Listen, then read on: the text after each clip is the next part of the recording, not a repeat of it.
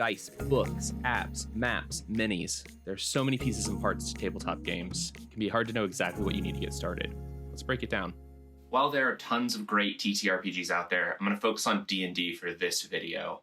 If you're looking for good games to play with things you already have, check the pinned comment below. I've added a few in there. To get started playing D&D, you'll need three main things. First, you'll need someone to play with.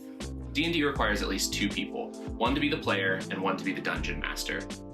Thanks to the popularity of things like Critical Role, Stranger Things, Dimension 20, finding a group is easier than ever. If you're looking for a group, check your local game store or try for an online Discord server. Make sure the group that you find vibes with the kind of game you want to play.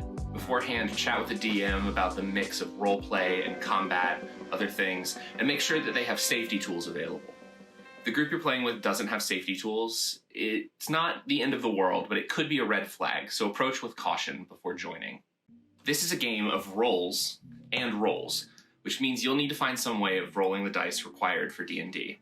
There are 7 dice usually used for the game: the D4, D6, D8, D10, D100, D12, and D20. Basic polyhedral dice are pretty cheap, and despite what the dice goblins believe, you really only need one set. If you don't have the money for that though, you could always roll with an app or website. There's plenty of good apps out there, plenty of websites as well, and I've linked to a couple in the pinned comment below, as well as a few good dice sets on Amazon. Finally, you'll need to know which role you'll be playing in this role-playing game. Now, if you don't have access to the player's handbook, check the pinned comment below to a link to the official basic rulebook. It's free and comes in a PDF form and has everything you need to get started creating your character.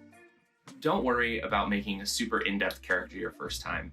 Instead, try out some of the different races and classes, mix and match, and see what you like. Once you have a bit of a better idea of how the game plays, you can make your first real character and use it to play your games. That's it. All you need to play D&D. Someone to play with, a way to roll, and the role you'll play. You can easily get started with Dungeons & Dragons without spending any money, something that makes it pretty unique of a hobby. As you play more and more, you'll get an idea of the extras and add-ons that you want to spend money on. But you'll never really need anything more than what's listed here. Thank you so much for watching. Let me know if I've missed anything in this video, and leave a comment with your favorite tools for when you're playing your games. This is the first video on my channel. I'm super excited to get started, and stay wizardly.